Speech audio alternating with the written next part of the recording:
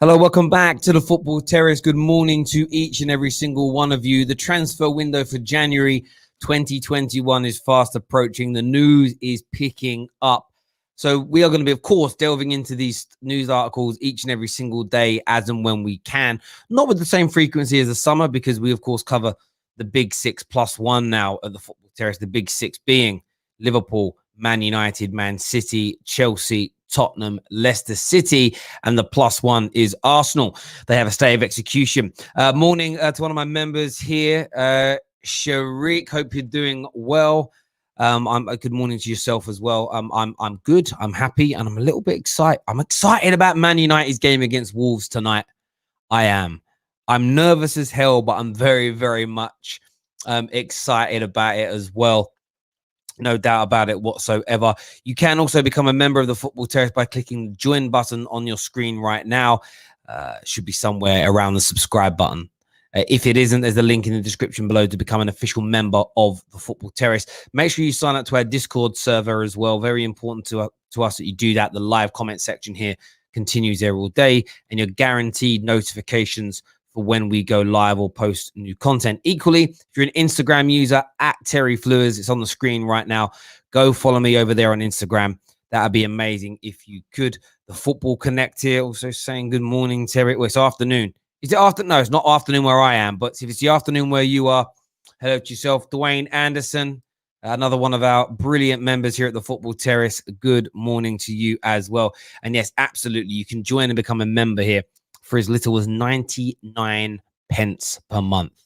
It's as simple and as straightforward as that.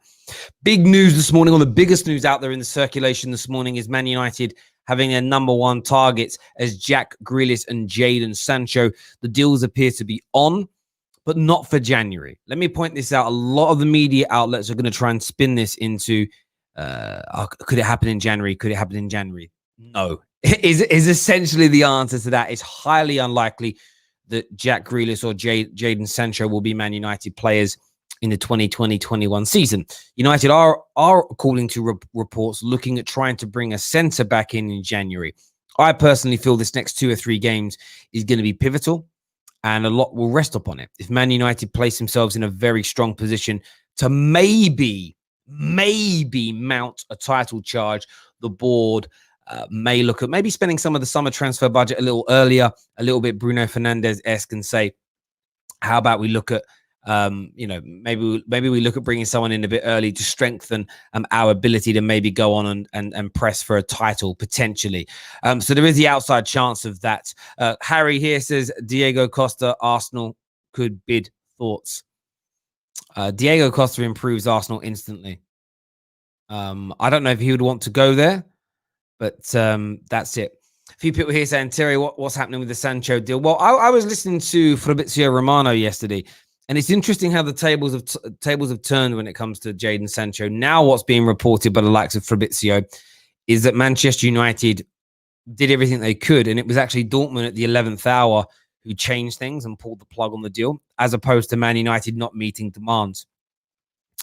I do find that an interesting notion. I don't know what it is Dortmund are trying to do. Maybe they're trying to save a little bit of face publicly. They haven't really won the war when it comes to Sancho. He's had a good season, I think 9 assists and 5 or 6 goals this season, but his performances haven't been at the same level as last year. He really wants to leave. It's becoming it's going to become a lot harder for them in the summer of 2021 to keep him. So we'll watch this space. Eye test in the house here says, I don't want Sancho. He has a poor attitude and isn't even as good as people say. I don't know if he has a poor attitude. I think that's a really,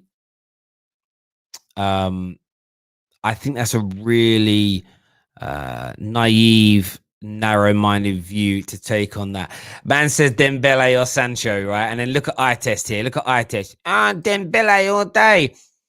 Dembele is injured all the time, and I actually misread something the other day. It wasn't Dembele that's out for a large amount of time with an injury. He's been out for a few weeks with another hamstring injury. I want to say it's Atsu Fati that's out. Is it Fati that's out until about March time with a knee injury of some sort? But I read about somebody being out, and I can't remember who it was now. So excuse me, I was reading a number of articles. But listen, Ousmane Dembele is a highly talented man, but the body's made of biscuits. If you're a football fan and you would seriously pick Ousmane Dembele to be in your squad over Jadon Sancho, then you're too impressed with skills and ability and not somebody's actual ability to output. And Ousmane Dembele, when he's fit, delivers, but man's barely fit. I would honestly pick Wilfried Zaha to be in my squad over Ousmane Dembele because at least Zaha's fit. Like, seriously, it would be such a waste of money to spend it on Dembele. It would be the biggest waste of money in the history of transfers. The guy is injured all the time. And it isn't going to change. It's crazy. It's crazy. It really is. Dwayne here says, no eye test. Sancho kept his head down and didn't throw his toys out his pram. Dortmund let him down. Yeah, absolutely. There is no... Jadon Sancho's had... Do you know what's interesting with Sancho? I would say he probably had 4 or 5 average performances this season. Average to poor performances this season. But do you know what? He's still delivering. And that shows you the class in him. Man has 9 assists and 5 goals this season. And he's supposedly doing poorly.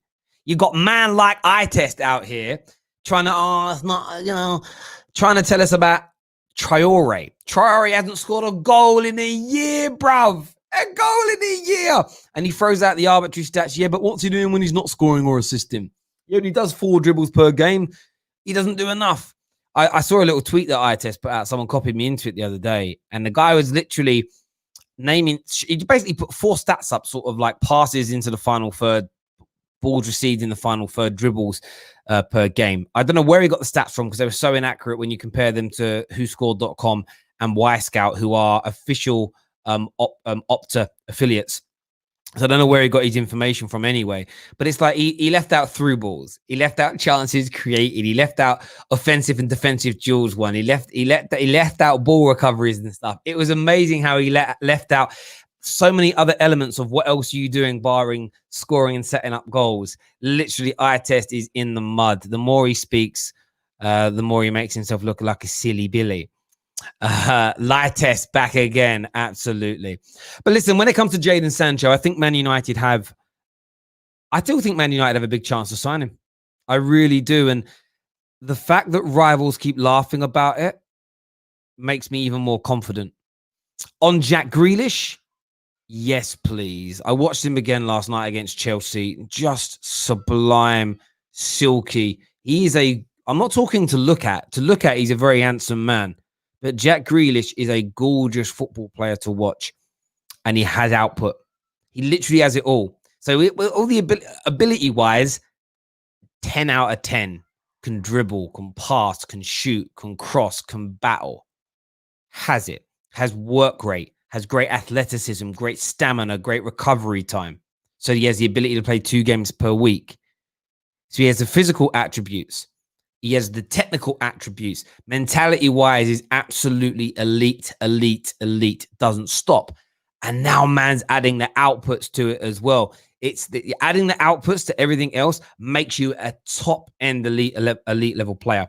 And I saw someone say the other day, right? This made me laugh. They were like, bruv. Like modern day fans, all they care about is stats. Back in my day, stats weren't a thing. We didn't rate players on stats. It's like, bruv, no one just rates players on stats nowadays. It's the combination of their ability and their statistics together. But we've always done this. Because look how good technically Thierry Henry was. But if you take away half of Thierry Henry's goals and half of Thierry Henry's assists, on his ability alone, we wouldn't refer to him as the greatest ever Premier League player.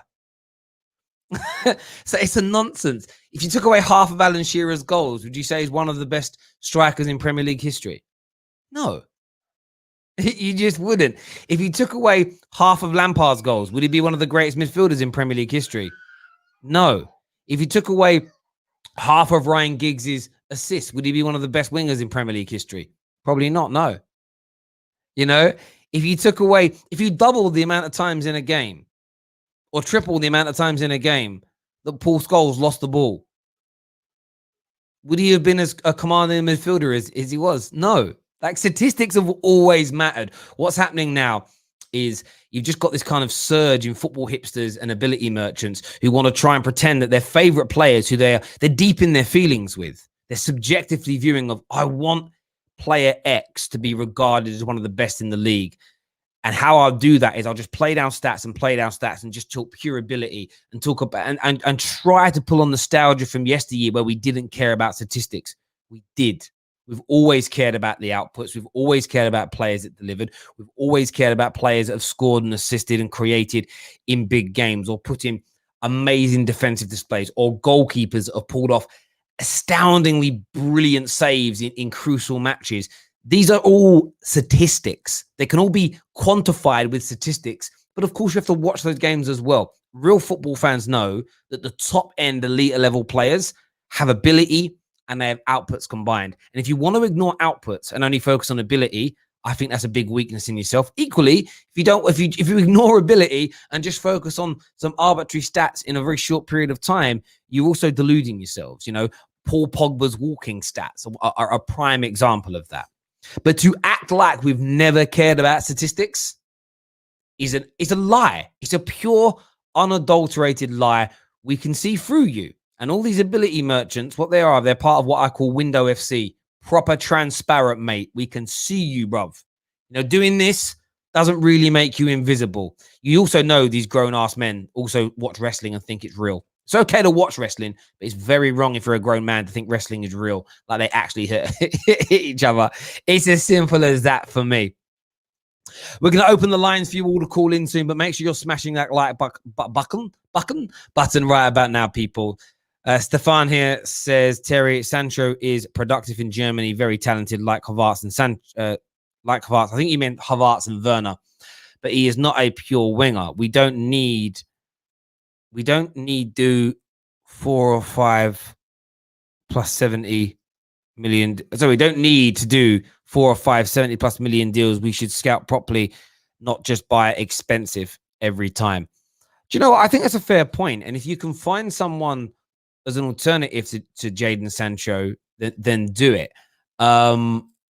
It's hard though. It is hard to find someone who can go and do that. We've got Palestri coming in and we've got Traore coming in. Now they are, in my opinion, Stefan, they're exactly what you're talking about. But there's no guarantees they're going to be ready. So it depends what you want. For me, Sancho grew up playing football in this country. I don't think he'll have the same problem adapting to the physicality that we're seeing with Werner and that we're seeing with Kai Havertz because he's from here. The same as Paul Pogba clicked in straight away because he grew up through the youth systems. So I do think that Sancho would be okay. Yes, he's expensive, but I think he'll deliver. I think he'll deliver in a Manchester United shirt. And no, he isn't an out-and-out winger, but he can play out wide on the right. No, there are very few out-and-out wingers nowadays anyway. But I personally think Jadon Sancho would be amazing. I think Jack Grealish could potentially be an even better signing. And I was talking to KJ about this yesterday. Jack Grealish, the biggest reason I think Jack Grealish will kill it at Man United is the socks, bruv. The socks. It just reminds me of Cantona's collar. It'll be iconic. You are going to have kids up and down the country wearing their socks like that. And I think that Jack Grealish, if he was to admit this in his heart of hearts, I think he wants the stardom and the Beatle status that playing for Man United brings, because I think it's going to elevate him. I think the more attention, the more scrutiny, the more expectation you put upon Jackie Grealish, the better the performance is. I think he is born to be a Manchester United player. I truly do. We have some super chats here. Chad says, Ites, Amancio hasn't scored a goal this year. Do you know what? He's going to score against Man United tonight. He's going to score against United tonight now that's been put out. And then Ites, the fake Man United fan, will celebrate. How do you fit Grealish, Sancho with the current 4? Because they will all want to start all the time. Bro, that's a problem I want to have. That's like me having the option tonight of going out on a date with Beyonce, Rihanna, Michelle Keegan, and I don't know, I'm going to throw another name in there, Megan Fox. And then on top of it, you've got, I'm just thinking of another woman. I don't really sit here thinking about women too often. And then on top of all of that, I don't know, Maria Sharapova turned up and was like, listen, I fancy going out for a drink as well, Terry. You up for it? It's like, I want to have that problem. Like, oh, who do I pick? Whatever one I pick, it's going to be, we're going to have the good times. You know what I mean? I'm going to feel, I'm not 6 foot tall, but I'm going to feel like I'm 8 foot tall when I'm at, you know what I'm saying? Like, yeah, look who I'm with. So listen, I don't look at it as a problem. I really don't. And I think, I don't care whether it's Rashford or Martial that misses out. I don't care. I don't care if Jackie Grealish and Sancho both came in and and it meant that Bruno and Rashford got dropped. As long as we're winning games, I don't care. I don't care. Equally, Man United are looking to, I think Paul Pogba is going to go in the summer. That opens up space. I think Juan Mata, who's obviously had quite a bit of game time this year, and Jesse Lingard would leave as well. There'll be a lot of rotation needed, as we're seeing right now. So I think it'll be absolutely fine either way. But I do hear you. Great super chat. Great super chat indeed. Keep doing me that big favor of smashing that like button, please, ladies and gentlemen. Look at Leicester, got proper scouts. Yeah, you do have really good scouts. You do. Let's not get it twisted like Man United haven't signed some really good, talented youngsters of late as well. Let's please not get that twisted. There's the young lad whose name now eludes me that we did some content on just over a week ago. Man United are on the edge of signing, and for whatever reason, his name now eludes me. I want to say that he is a. I don't remember who he is now. Why don't I remember his name? One of you in the comment section is going to tell me his name in a second, and then I'm going to realize who he is again off the top of my head. But we did literally a full video on him. Is he? I want to say he's a Uruguayan midfielder. Caicedo, that's him. Yes, that's the one.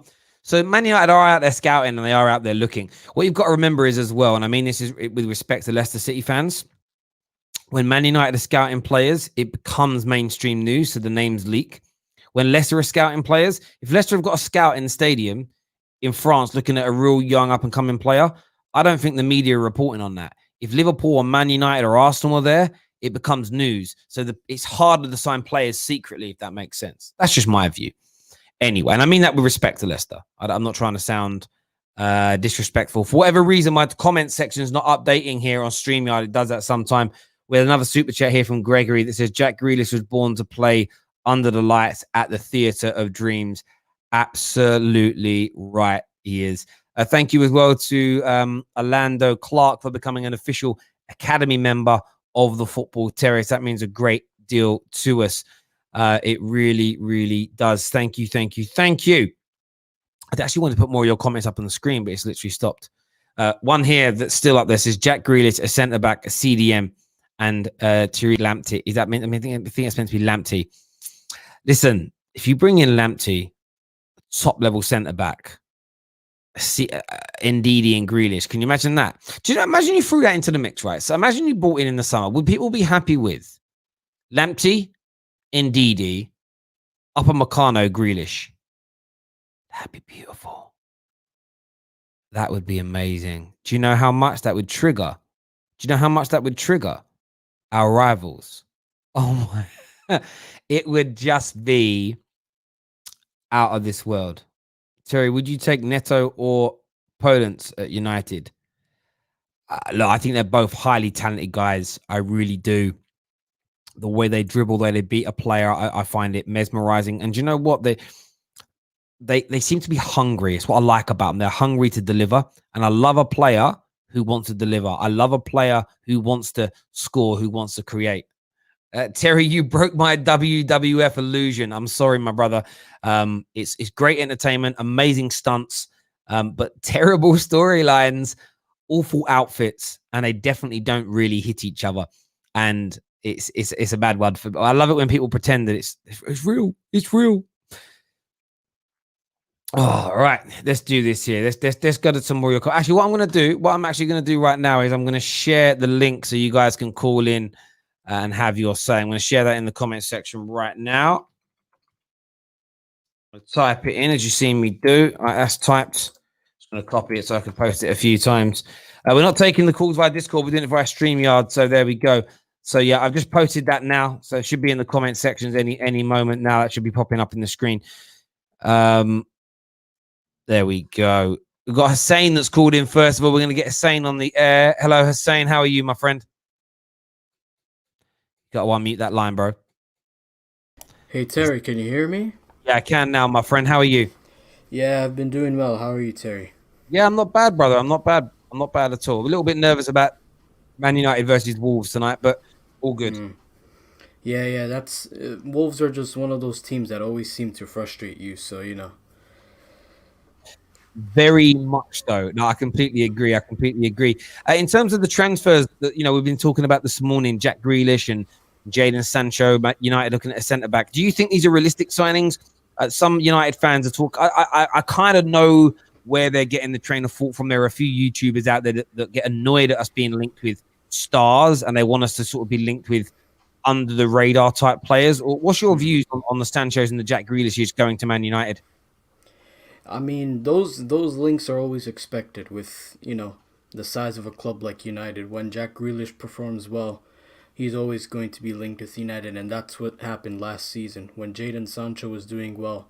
Same thing happened, and the thing is though, I'm not sure about how Jack Grealish would fit into the team because you've already got Van de Beek and Bruno in that kind of cam role in the number 10, and you've got Rashford on the left wing. So I'm not sure how that one will work, but I think Sancho, it's a bit of a how do you say? It's an interesting one because I think people don't understand this that Sancho, he's still doing all right this season. I don't think he's entirely bad, right? But the other issue is we have to look at that Dortmund team right now, and I think a big influence to Sancho's performances as to why they've dropped is because of the loss of Ashraf Hakimi. He was a very good right back last season who got 5 goals, 10 assists in the league last season. He scored 4 goals in the Champions League for Dortmund. And when you have someone that is just really quick like him, a very good passer of the ball, it makes the job that Sancho has to do a lot easier. And I think just with him going missing to Inter Milan, he's doing very good there now as well. Playing with the likes of Lukaku, always helping him, giving him Yeah, assists. I think by what I'm hearing from you, it's as if we're playing a team sport here and having a good teammate. David Beckham and Gary Neville, their link-up play at Man United was superb because Yeah, they help one another, and that's the one thing I actually think. So Jadon, I think it's twofold. I think Jadon Sancho's of this world also help fullbacks. The same as Mo yeah, Salah being so brilliant helps Trent because it creates space. If Mo Salah was a dead baller, Andreas Pereira level, players wouldn't follow him around the pitch as much as they do, right? Which means that right. you'd have an opportunity to nullify the space a bit more on the right-hand side, making it harder for a Trent Alexander-Arnold. So I just think this is where Man United's balance is lacking still on that right-hand side. And whether it's Yeah, Diallo that comes in, or whether it's Sancho that's signed, or we bring in Jack Grealish and Rashford moves out there on a more regular basis, we need more potency on Man United's right-hand side of the attack. It's still our weakest area. It's part of the pitch where if you fixed it, I think you would just see more cohesion, more balance right across the 11, which would help. And I think you'd even right. see an improvement in AWB and less of a Yeah, reliance on him as well. So I think it's an important one. And your yeah, point on Jadon Sancho, yeah, most people were attacking Sancho of having bad attitude and not being good enough after a report came out. I think Dortmund lost a game a couple of games back. I don't know who it was against, but the sort of Sancho had a bad game. And it was off one bad game. Everyone's like, see, yeah, he's an yeah. awful player, really. I'm like, have you actually watched any games Dortmund have played this year? And their answer's always the same. No, not really. I just read the reports. I'm To like, be well, yeah, you to be don't. fair, Dortmund, honestly, they've just not been very good this season, and it's one of the reasons why their managers got sacked. Lucien Favre, he's one of those managers where you can look at Dortmund right now that he works really well with the youth, but tactically he's really not that great, and I think that cost him his job. And with everything having to kind of restart at Dortmund, it's just going to make it a lot more difficult. And with players like Sancho having to kind of adjust to that, it's going to make it a bit more difficult for him, and he's going to face more criticism than before. No, I And totally agree. Hussein, thank you very much for coming on, mate, and having your say. Really appreciate it, buddy. Thank you no, very, very much indeed. Next up on the show, we've got man like Pav. Pav, what you saying, bro? Yeah, I'm good, mate. I'm good. You? Yeah, I'm good, mate. A little nervous about Wolves tonight, but I'm all right. Yeah, I just want to quickly say 2 points before I go on to about the transfers. One, obviously, about yesterday I was watching your show, people abusing you, mate. Don't even pay attention to them. Them lot are just a bunch of losers, man. They ain't got nothing going for them in life, so don't even worry about them lot, man. And the other one about eye test, he had a comment about Jadon Sancho, a bad attitude, mate. You rep a guy who's had bad attitude since he started his professional career, mate. So don't even like talk about Jadon Sancho bad like attitude, man. You literally rep Ousmane Dembele, mate. So yeah, enough said. Um, and I just want to obviously talk about Jadon Sancho and Grealish. Like I think like United should be looking to get both of them. Like you need like attacking options. You kind of need to in every position. I don't think Dan James really has a career at Man United. He's like a sort of player who's only really usable when you're playing against a team like Leeds, like we saw, where he's got open space. The opposition team is literally attacking you, leaving so much space ahead. That's where someone like Dan James is useful.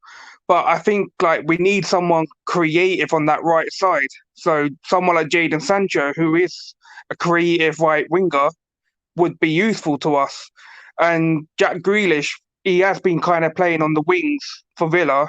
So he's another option for someone to come in for Jadon Sancho or even Rashford if he's not like consistent and stuff like that.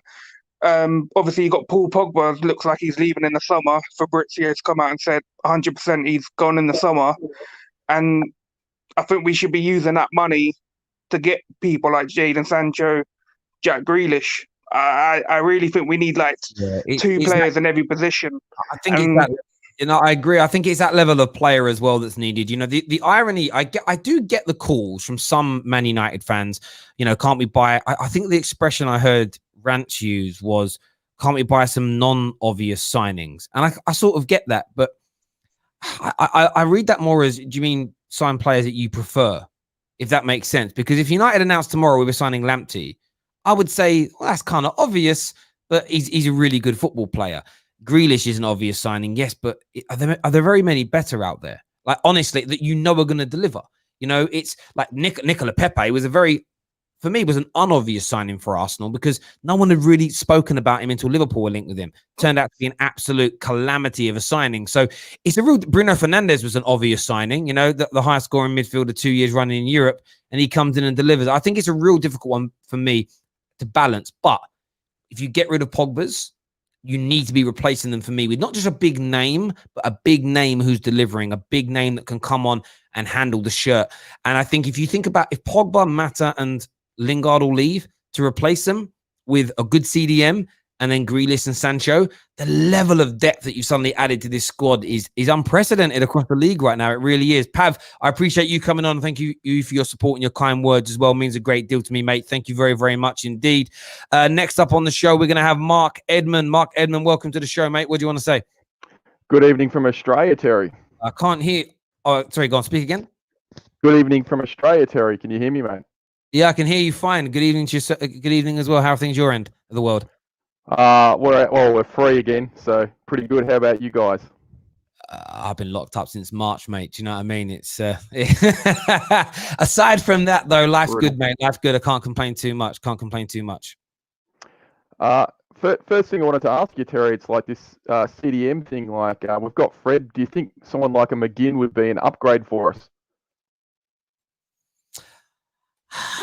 I like McGinn. I don't necessarily see him as I would. If we're going to buy someone else in midfield, I want it to be a Thomas Partey-esque NDDS player, someone that is renowned for their defensive abilities, breaking up a play, slightly better passer of the ball than Fred would be nice. So that's where I want our scouting network to go out there and find someone. Or if we don't go for a kind of destroyer type player, I would love a kind of somebody of a Marco Verratti, Michael Carrick-esque. And that isn't me naming any individuals per se. That's saying someone that can control and dictate and read the play from a deep position, but also has the strength to play in the Premier League. I think Jorginho has a lot of the technical ability to do that at Chelsea, but I don't quite know if the pace of the league is too quick for him. So I think a player like that could complement the Freds and the sort of McTominays and everybody else that we have in those areas. But Pogba's a hard one to replace because he just has such quality about him. He really does. Yeah, I think the thing that's great about Pogba, even though he hasn't been able to actually deliver mentally, he hasn't seemed to have the consistency, the strength of character to be consistent, which is the tough thing for a United player. It's a bigger burden than other clubs. Yeah. Someone maybe like a Saul Niguez, he's got that Bruno kind of element to me that he can lead. He's done at the top level. Yeah, Saul Niguez is a great example of a player that I think could come in and elevate the team forward to another level. I think he's a highly talented guy, and another player that's heavily linked with Chelsea. But if you could turn his head, Declan Rice at West Ham, just a cultured football player, excellent engine, good passer, and I think he's been under the radar a little bit. But we have this kind of weird obsession on social media of not really wanting to rate British players. It's a bit of a weird phenomenon. But for me, if you throw players like Jack Grealish and Declan Rice into a team, or not Declan Rice and Ndidi into a team, these players also tried and tested Premier League stars. You know that there's not always a guarantee that moving Premier League clubs works, but it's a surer bet than going to the continent and bringing in somebody who maybe doesn't quite work out. But I think the next two transfer windows are important for United. I think if we get a positive result in our next 2 or 3 games, I think we then need to look at the window and say, can we strengthen? And I don't mind saying, well, if we spend 50 million in January, it comes out of the summer pot, do it. But if we get to the Liverpool game, we're 2 points off the top of a game in hand.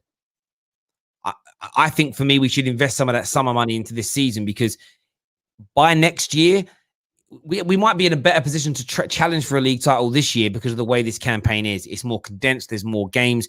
The team with the strongest squad, I think, might go on to win this league title. And, maybe just signing one player in January rather than waiting until the summer could be the difference. But it's going to be an interesting one, that's for sure. Mark, I appreciate you coming on, mate, giving us your opinions, having your say, mate. We appreciate it. And take care of yourself, buddy. Thank you. We've got a super chat here. Thank you, by the way, to Vikas K for becoming an official member of the Football Terrace. Really appreciate that, my brother. We had a super chat here from another new member today, Orlando, who says, love the content, bro. You got mad support in Jamaica. And to those Chelsea fans sending abuse, direct those abuse to your parents who fouled somewhere along the line. Do you know what, Orlando? I appreciate the love and support, mate. It means a great deal. Those people, look, it's not so much I'm ignoring them. I just wanted to, the reason I highlighted it yesterday wasn't so much because I felt hurt. I saw a lot of credible and respected Chelsea fans that I follow and content I watch also follow those accounts. And I think sometimes it's important for it to be highlighted, like who you're associated with. Because when you've got people laughing at someone threatening to sexually assault my mum, for me, it's a case of, if you're following that person, liking their other tweets, and they're doing the same things and they're doing those kind of things, you don't want to end up being guilty by association. And sometimes you don't know that it's happening. And I just thought it was my civic duty to kind of point it out there, as simple and as straightforward as that. Let's go into some more calls here. Make sure you're smashing that like button, please, ladies and gentlemen. iTest says, post the link. We've already posted it once, but we'll post it again just for you. It's done now, iTest. You can call in the show and have your say. Super chat people is what Strip Bear says. Strip Bear was big up with massive on the super chats yesterday. I'm pure Chelsea. Yes, you are. Okay. Rashford can't even head properly. Mane and Salah know how to. Yeah. I've definitely seen them miss chances before, though, mate. Who are we going to throw on the test show next? We're going to throw onto the test. iTest is going to come on now, Harry. Say, iTest, welcome back to the channel.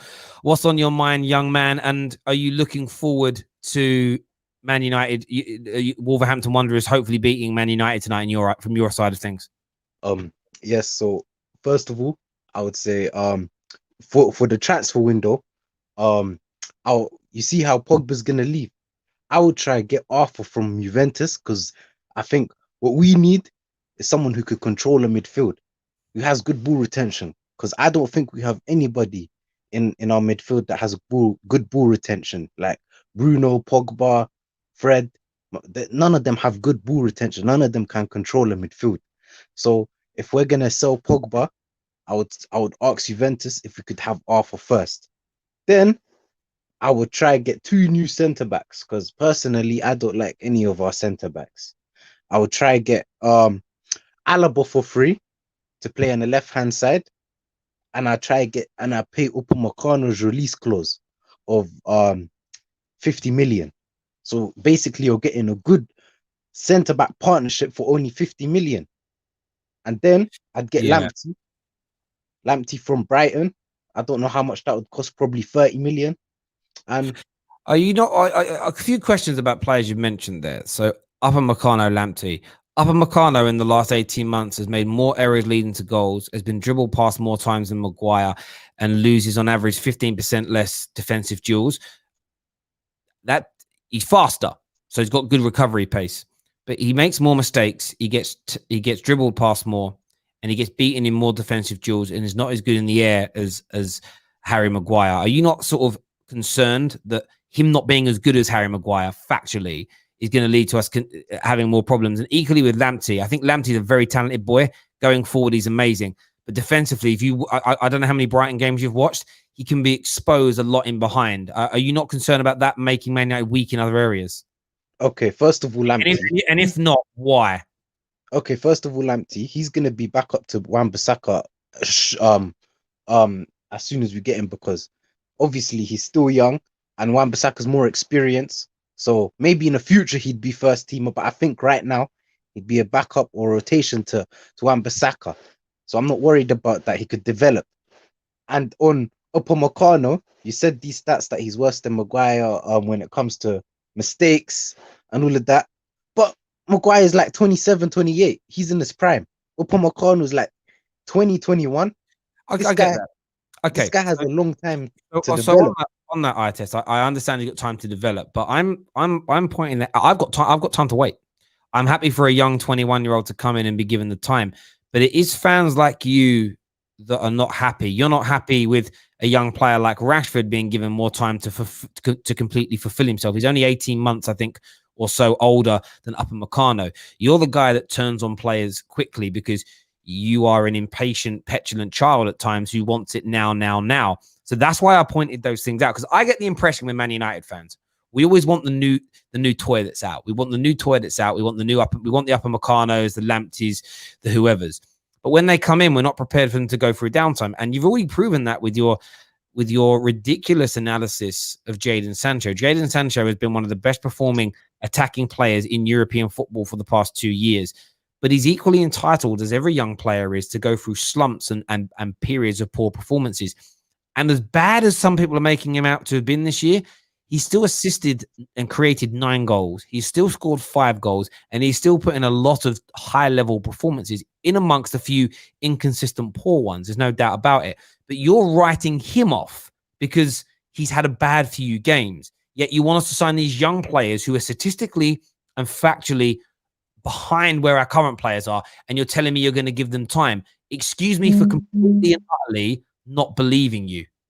Okay, listen. First of all, Sancho, look at the defending in a Bundesliga. It's literally non-existent. That's why Havertz and Werner came in, and what they're doing, they're flopping right now. No. Listen, let me just stop you there on that one point. We'll go through each point because it's easier. Because what you do is you throw out 10 points and then they don't all get addressed. Havertz and Werner are not struggling in the Premier League because the quality of the football is superior. It's the speed and physicality that's going to take them time to develop. On Jadon Sancho, he grew up playing football. He's English. He grew up playing football in Britain, in England. He's highly unlikely to have the same issues because he understands it. So for me, it's a false equivalent. What's your next point?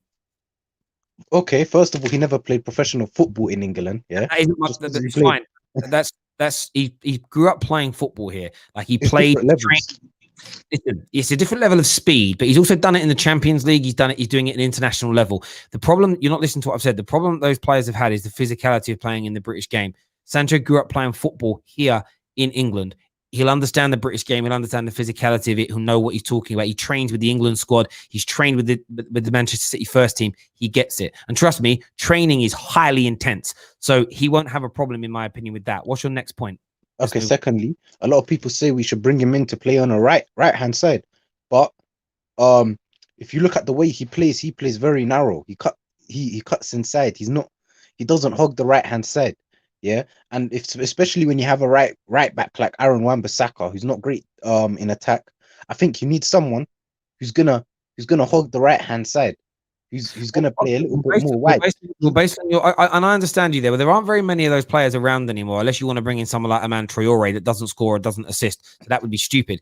I think what you've got to look at with someone being on the right hand side but coming on the inside as an inside forward is it creates a hole and creates space. One of the reasons that Aaron Wan-Bissaka struggles is because there's not as much room on the right hand side of our attack for our fullbacks as there is on the left, because on the left you've got Rashford who's always cutting in on the inside, taking a fullback or a midfielder with him, giving Luke Shaw or Telles more time. That's the balance that will be applied. Whether Sancho hugs the touchline or comes inside, he'll bring players with him. Why? Because he's so potent. So I understand your concern, but I think there's a bigger picture. Equally, you've also said we should sign Lamptey. Lamptey would solve that problem, so Sancho's no issue. Of course, if we get Lamptey, it would be a better. What's your final? But can you answer my one point then? Because you're going around the houses here.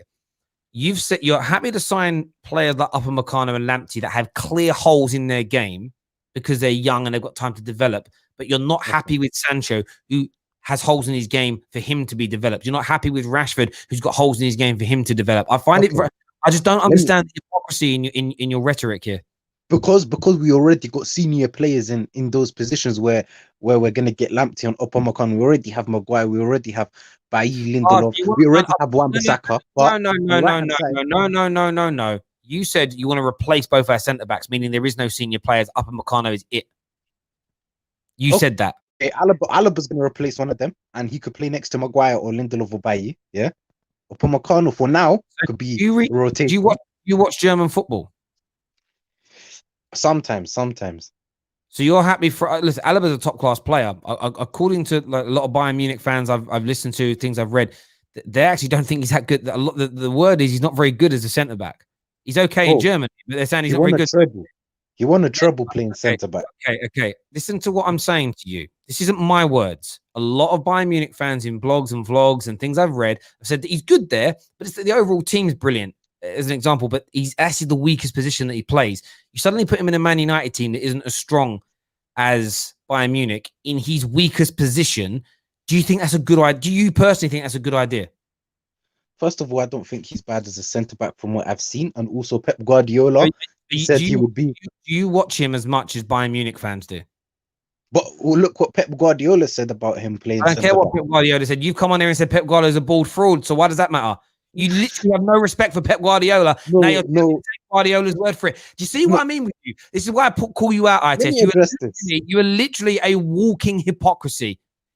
Everything you say is hypocritical. 1 minute you're saying Pep is a bald fraud, we shouldn't trust him. Now I should take his assessment of a player seriously. Can you see how stupid that is, bro? Can you? So now Pep isn't a fraud. Itest, are you there? Hello. Yes. I don't understand you. Do you know what it is? Let me be frank with you, Itest. Some of the things you say, Alaba coming in and playing for me, I don't mind that. I think he could come in and do a good job at centre back. Do I think he's going to be world class in that position? Not based on what I've read.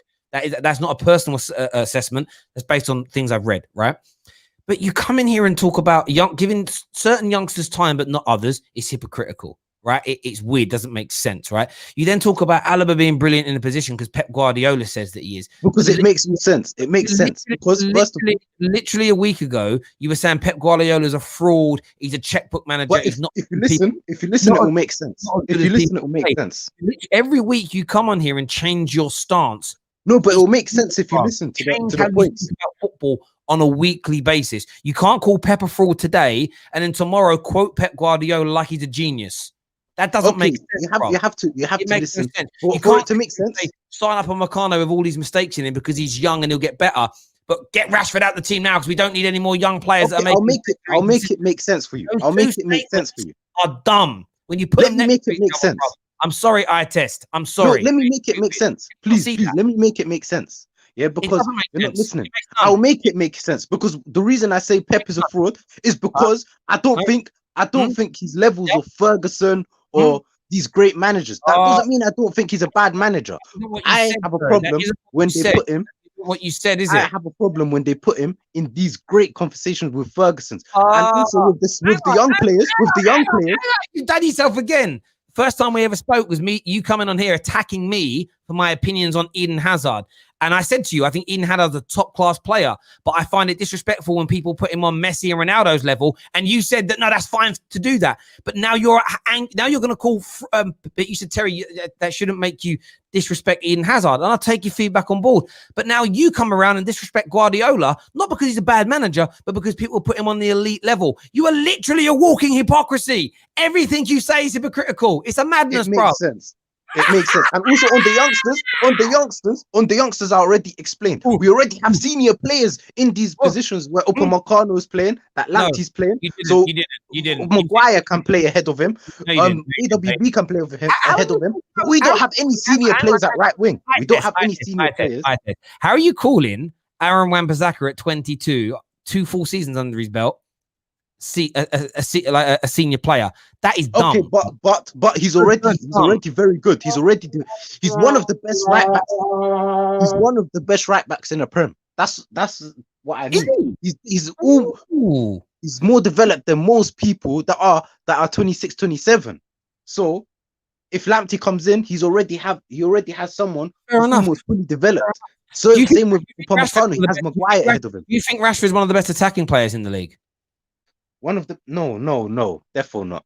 So Wan-Bissaka is one of the best right backs, but Rashford isn't one of the best attacking players. Look who they're competing with. Do you know that Rashford's competing with a lot of players? Who's Wan-Bissaka competing with? You know that Rashford is the highest scoring 23-year-old and under in European football. You said one of the best. You never said under 23s. You said one of the best attackers in the Premier. Let me finish my point. So no 23-year-old or under that plays as an inside forward or a winger has more goals than Rashford. Rashford is outstripping them all. In Europe, only Neymar and Mo Salah, and it's by 2 goals apiece, have more goals than Rashford in the whole of Europe.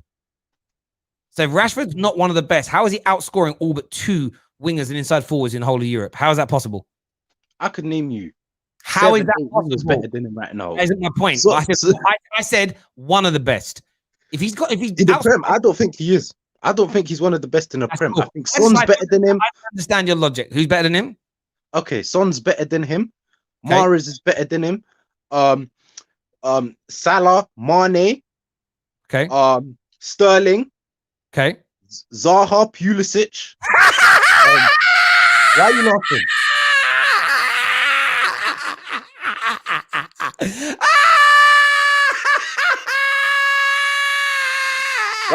Nothing's funny, bro. Nothing's funny. They're better.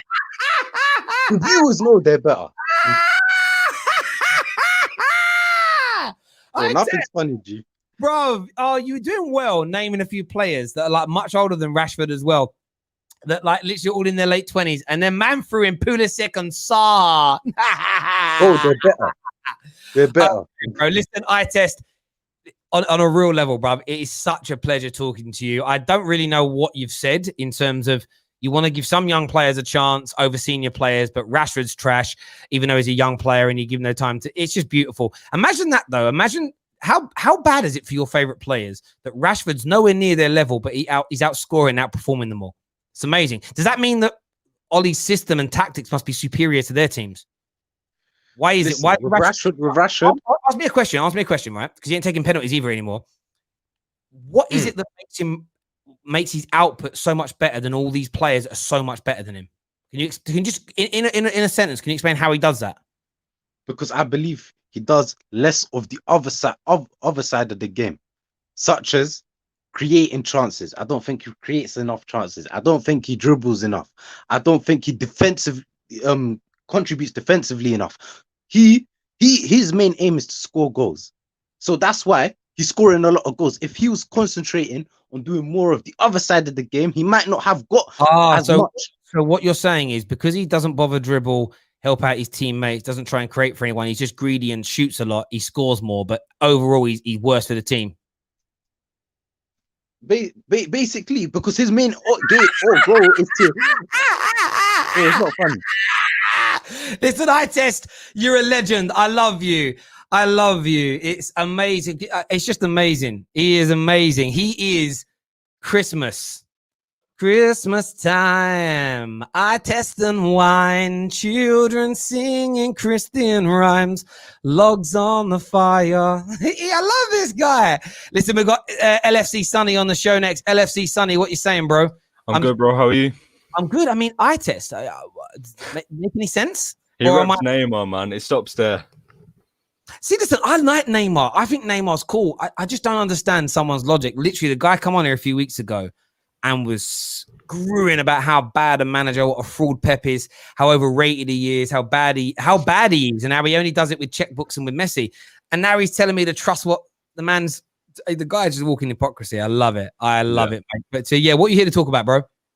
Well, I'll speak a bit about Grealish and Sancho. Grealish, he signed a 5-year deal at Villa, and are people forgetting how good Villa are doing? Like, they should have got more than a point yesterday. And not only that, they're going places as a team. They're set to finish top 10 this season. If they finish top 10 this season, how far would you say they can go next season? If they get stronger and they keep making the right signings, Martinez, Watkins, they've already got Grealish, they've kept him, that's like a signing. They're doing brilliant so far. And then with Sancho, just really quickly, sorry. Mm-hmm. People forget how young he was last summer. If you're linked that strongly to a club, and he was like 19 or 20 at the time, in your head, you're going to be thinking as yourself in that shirt next season. He was never in that shirt next season. So for your mentality, what does that do to you as a young player? Yeah, I think the Sancho thing, even without the sort of potential move to Man United, I think that he was in a position where he was always going to have up and down moments. Young players do. Like, look at Messi and Ronaldo, the two greatest players of the last 20 years.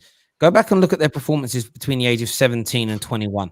They grew. They had up and down periods. They went through months where they didn't score a lot of goals, or they went through like when they were learning and nurturing their game. Up until about 23 is very normal. And even with Messi and Ronaldo, you're talking about two of the greatest football talents that have ever walked this planet, and they still have those same issues. You know, a lot of us kind of get nostalgic. Not nostalgic, it's not what I'm looking for. Some of us kind of sort of paper over cracked when it comes to Mbappe. Mbappe's amazing. I rate him massively. But if you break it down and look at, I've seen statistical gaps where he's gone 4 or 5 games where the performances haven't been great and there haven't been goals. Mbappe's gone about a year without a Champions League goal, I believe. There we go. And the man's playing. And in France, I've seen him go 4 or 5 games without scoring before, and he's playing in the best team in his country. Yeah. He's in a one-horse race. It's just annoying when you get the comparisons to Messi and Ronaldo, isn't it? So. Well, exactly. And Mbappe, and by the way, Mbappe's allowed to have a month. Look at Mane. Mane's rated as the best left-sided attacker in the league. He just went 2 months without a goal. He's 28. So to write off Jadon Sancho for having a few bad games at 20 years of age is it shows its stupidity, and it shows either a complete lack of football understanding, or that you're out there just to try to get him and attack him, a bit like eye test does. Eye test doesn't rate Jadon Sancho at all, and the reason it doesn't rate Jadon Sancho, I know what it is Ousmane Dembele didn't like. He's outperforming Ousmane Dembele, who is his favorite player at Dortmund. His second favorite player is Isaac, who also flopped at Dortmund, and I think he kind of looks at it. He's a bit like, you got a lot of those Paul Pogba fanboys who are not Man United fans, but they love Paul Pogba. They hate Bruno because Bruno's doing things that they want Pogba to be doing. So they just hate on him for that sort of weird reason. And it is what it is. But listen, I think Jack Grealish, and your point on Jack Grealish is an interesting one. I get the feeling that his situation's gone the other way with Villa. I think there's an understanding that he can leave if the right money comes in from this summer moving forward, as long as he signed that new big deal to guarantee him the money. And I think that's one of the reasons that Jack Grealish is performing so well, because him and his club have a great understanding. I think Jack Grealish also wants to be a superstar football player. And with all due respect, even if he won the league with Villa, I don't think it will propel him. I think the Man United. The thing is with that is he's quite young though, so he's got a lot of time. Well, he's only 25. Yeah. Like I don't know about how young. I mean, he's got 7-8 years left at the highest level, and that'll go quickly. I still think Jack Grealish needs a Man United, a Liverpool, a Bayern Munich, a Barca. I think he's the kind of player. Everything about him I want it to be Man United because I'm a Man United fan, but I also want to see Jack Grealish. Listen, people have mentioned in the past Tottenham, Arsenal. Now these clubs they're all too small. I think there's only 5 or 6 clubs in the world that Jack Grealish should go to if he leaves Villa. One of them is Man United. One of them could be Liverpool because he needs that sort of that sort of star level performances in my opinion. I think that's what's needed. But there we go. So LFC Sunny, thank you for coming on, mate, and having your say. Really appreciate it, buddy. Take care. Thank you. Next up, we're going to have Shaolin's finest, who I saw rubbing his face all the way through that eye test talk. What you saying, mate? Can you hear me? Just checking I can hear you fine, mate. I can hear you fine, bro. And that was eye test is painful. He needs bifocals or I don't even know, a telescope or something, because he's not watching the same games that we are. It's unbelievable. Sometimes I feel disrespectful towards him, and if people, but some people don't. Maybe people misinterpret me. Like he comes on and tells me I should trust.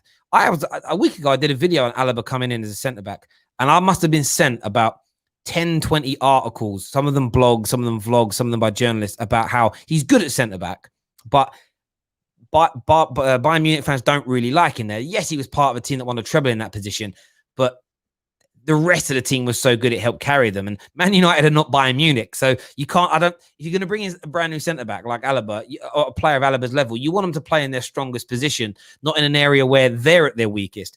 And then he's like, but Guardiola said he could do it. But you told me last week Guardiola is the biggest fraud in football. Like it's that hypocrisy that it does get under my skin. And but what I do rate about ITS is he has the brass balls to just say it. And I'm thinking, you don't think we are going to call you out on this? But anyway, we're talking Grealish, talking Sancho transfers. What's on your mind, mate? I mean, a lot of this conversation really, first of all, like I want to make sure that, when I'm thinking about it, I'm not thinking about it from like perspective of like playing Football Manager, just starting to throw out names. And you start thinking about like, well, if we're going to spend that kind of money, why aren't we just going after Harry Kane, replace Martial, and, just going, in that direction? The reality is that the big picture, this club is dealing with, you don't have ticket sales for.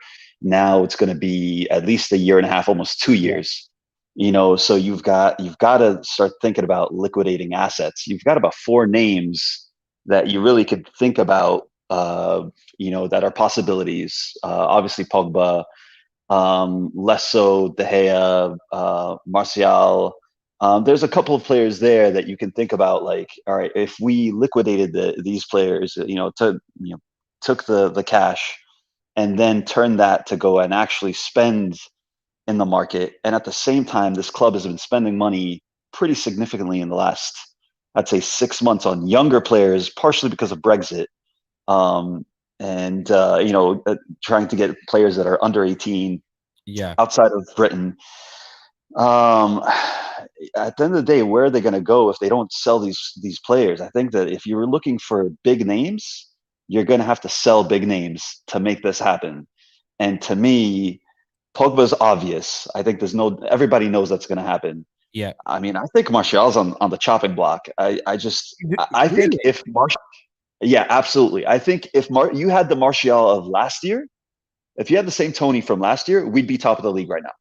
I think like it's been a pretty significant fall off in his finishing. And I think that there's a significant contingent, as we know, of the fan base that has already been calling it out. But I don't think it's just the fan base. I think that there's a possibility that you have to start thinking about, what do we do here as far as getting the kind of goal output of our top 3 that competes relative to any other top team, their top 3. And we had that last season. And I think that if you don't have that kind of output, the rest of the season, you need to start thinking about, this experiment with him. He's not 19 anymore. At some point you have to actually say, is this the player that we want to be leading? Is this the number 9 that we want? Is this the kind of output we want from the Manchester United number 9 that is going to win us? Is this going to win us the league? And right now on form, if he continues like this, you have to at least have the conversation. I think with Martial, I've got faith he'll turn it around. I understand your point in terms of the start of this season from him hasn't been particularly great. But if you look at his last sort of 2 or 3 games, you've started to see the outputs coming now, goals and assists. And It's better. Yeah. The only time it makes sense, and there's always a gamble, if you could bring in a Harry Kane, a Haaland, and I don't necessarily mean those 2 players, a striker that can come in. If you could bring in a striker that's scoring at the rate that Bruno Fernandes is scoring and assisting, so they're almost scoring a goal a game, then it makes sense to replace Anthony Martial because it's just someone better than him. So that's the only time I want Martial replaced. If the individual, if we could have signed Cavani 5 years ago, if you could sign a Cavani of 5 years younger Cavani now, I totally get where you're coming from. But what I do think in the second half of this season is that Anthony Martial, I think he'll kick into gear. And I think him and Greenwood, respectively, have really had slow starts to this season, but we know their talent.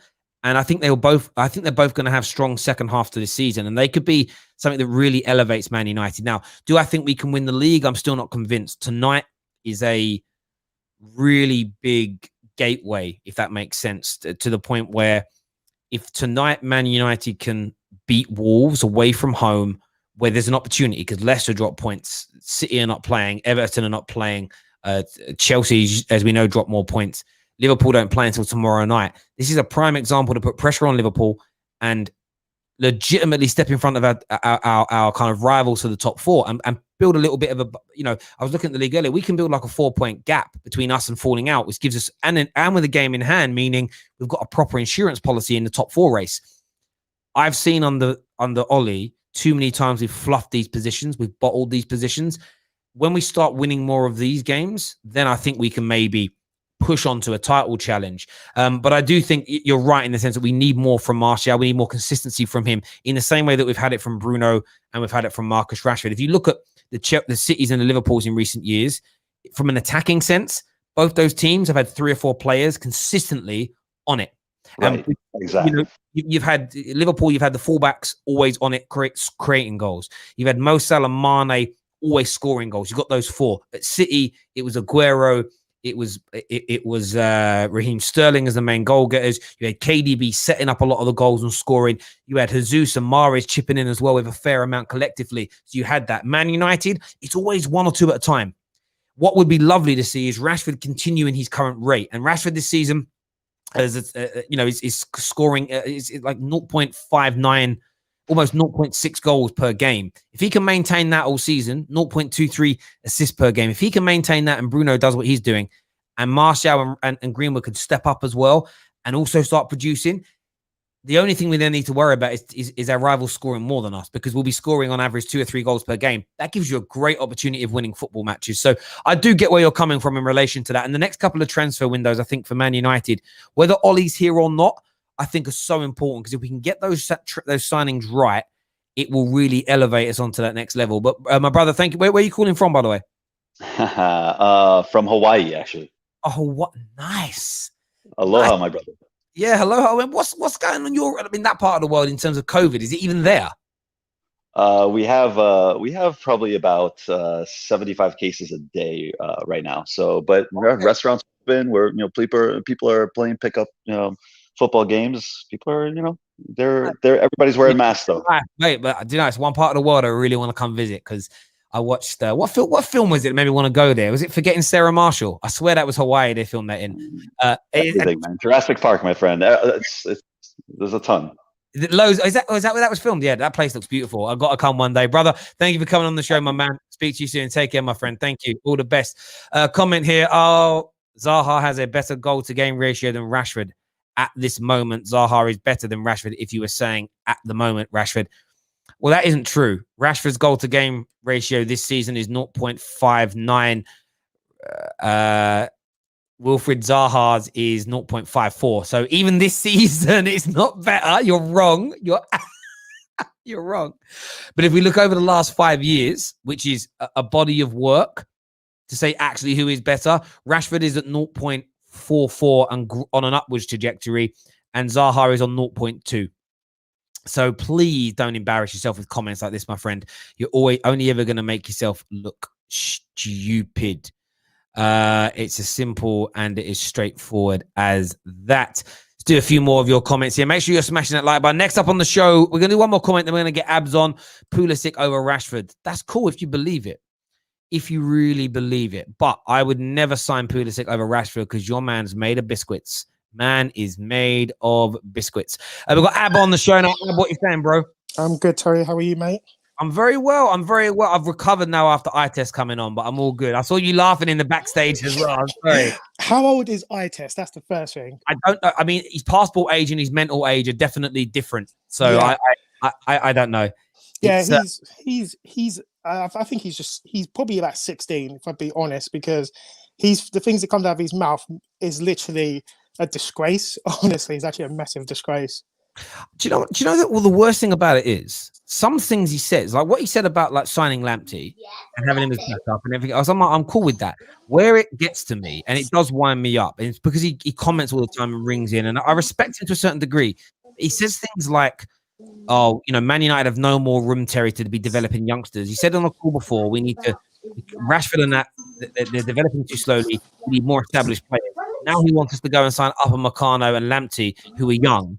And his idea of giving them experience is putting a player like Alaba, who is very good at centre-back, not a world-class centre-back, according to the majority of Bayern Munich fans you speak to, and the kind of German press say he's good there, but he's basically covering a hole for him. And it's like, well, that's going to help Meccano, who makes more mistakes than our current defenders that you hate because they make mistakes. The guy's just so... Terry. Mad. The funny thing is, he shows he does actually watch the Bundesliga, because if you watch the Bundesliga, Alaba even says himself, I am a centre mid. Even for Austria, he plays centre mid. He doesn't want to play centre back. He does it just because they had injuries at that specific time. So he's not actually a centre back. I also think it's one of the reasons why he's looking to move on. He wants to go back to playing. Now, if Man United signed him to play him in CDM for 2 or 3 years, I'd be over the moon.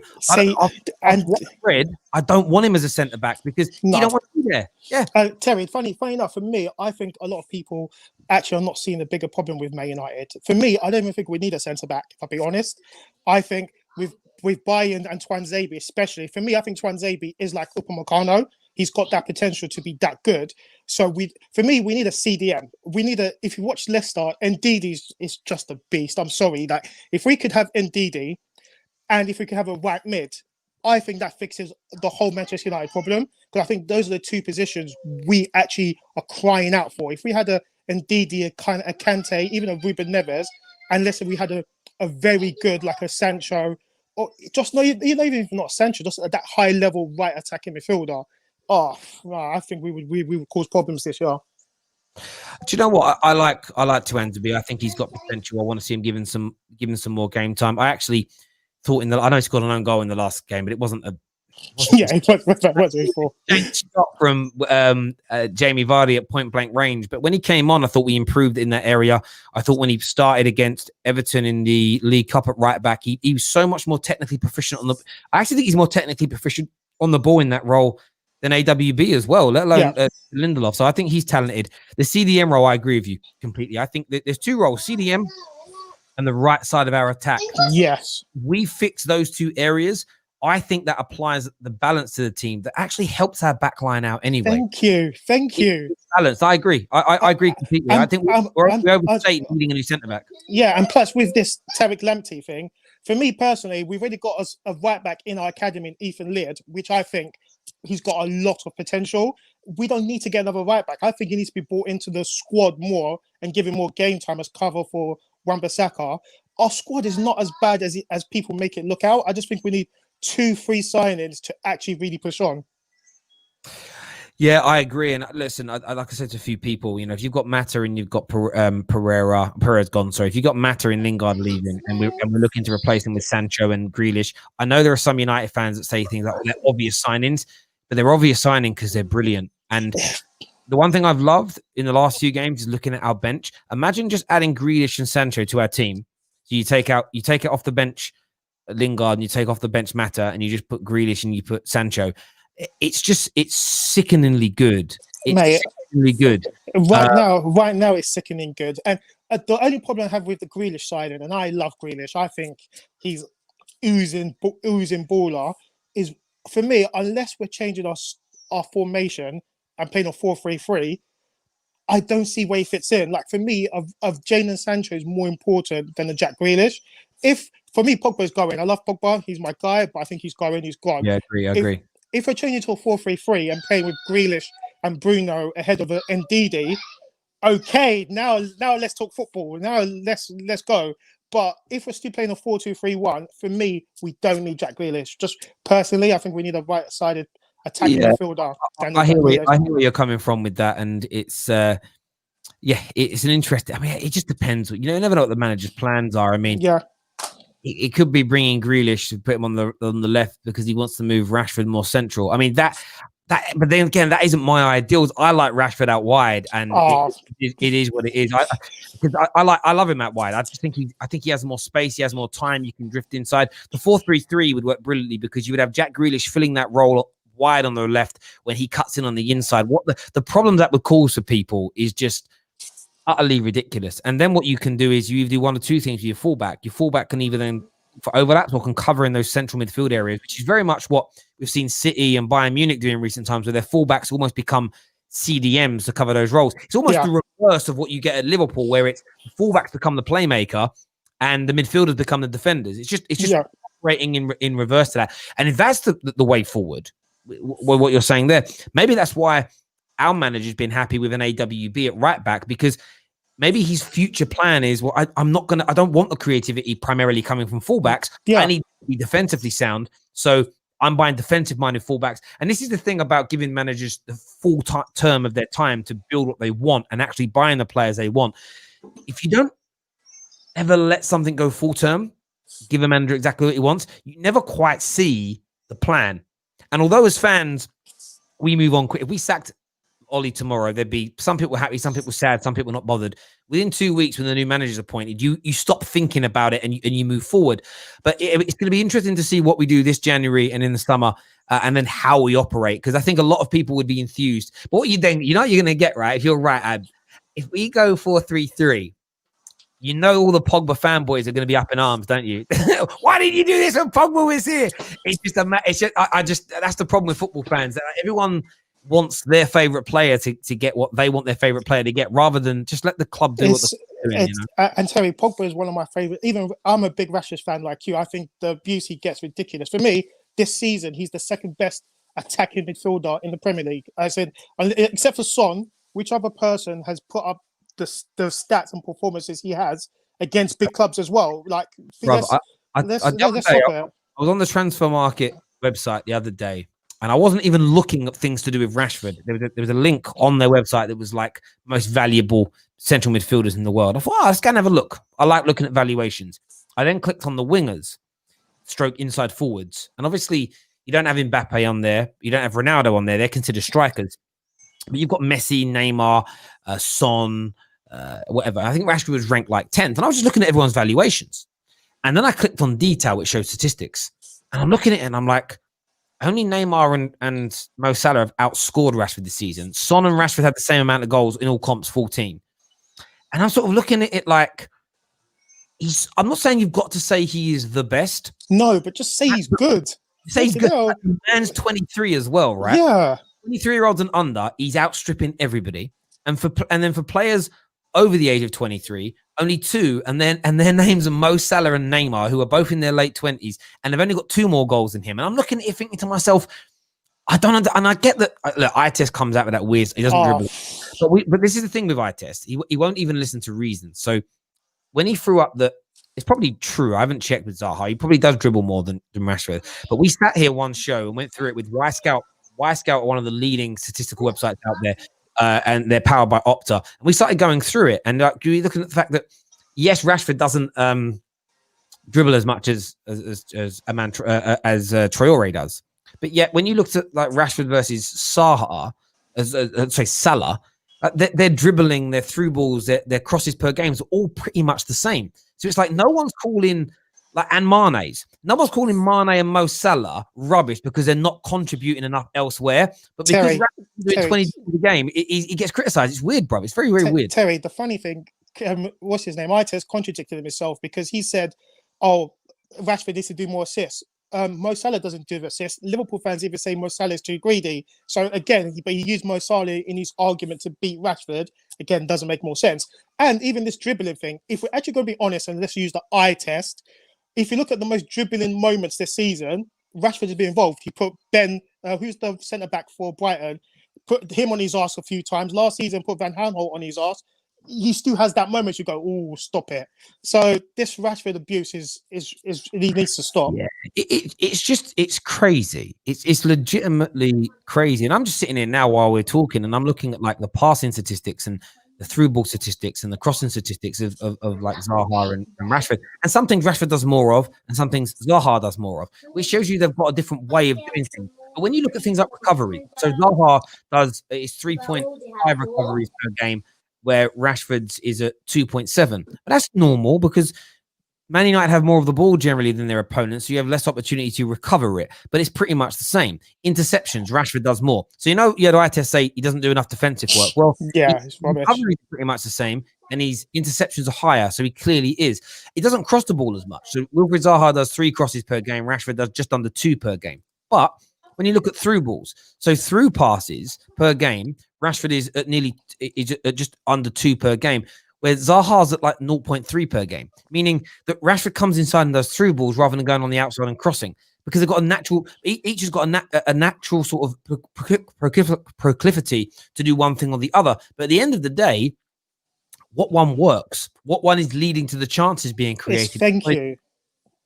It's great, and I like Zaha, but when you say he's better than Rashford, it's just it's one of the most beautiful statements anyone can ever make. Terry, Zaha, like I'm a Man United fan. I loved Zaha. I thought it was like I really hurt me when we sold him. But you've said something which I agree with. As much as I love, like Ronaldinho is the best ever, my best favorite ever footballer, like world footballer. But when he did tricks and skills, it was to actually win the game. That's the thing. And Wilfried Zaha, you can see it this season. He's cut out the tricks and flicks, and like you said, putting more stats on the board, which wins you games, which contributes to wins. And even with this Pulisic and Rashford debate, if we're going to say who's a better footballer on the eye, okay, Pulisic, the way he dribbles. But if we talk about who actually wins games, who actually affects the stat line, it's Rashford. Even if you look at Sterling, and I'm a big Sterling fan, but as a footballer, Rashford is a better footballer than him. Even Pulisic is a better footballer than him, but he affects games by winning games. No one says, oh, Sterling is a terrible footballer, Sterling's not that good. But if you actually look at Sterling, except for his dribbling, his passing is average, his shooting is average. No one says anything about him. So, do you know what I think it comes down to? In like I said before, people try to play down statistics nowadays. Because the reason they only try and play them down when it's a statistic that blows up their narrative.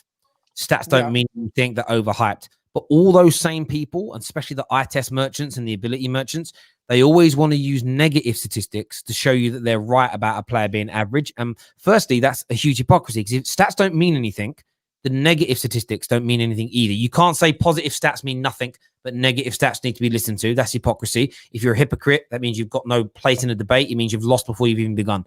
You've got no credibility. Everybody's laughing at you.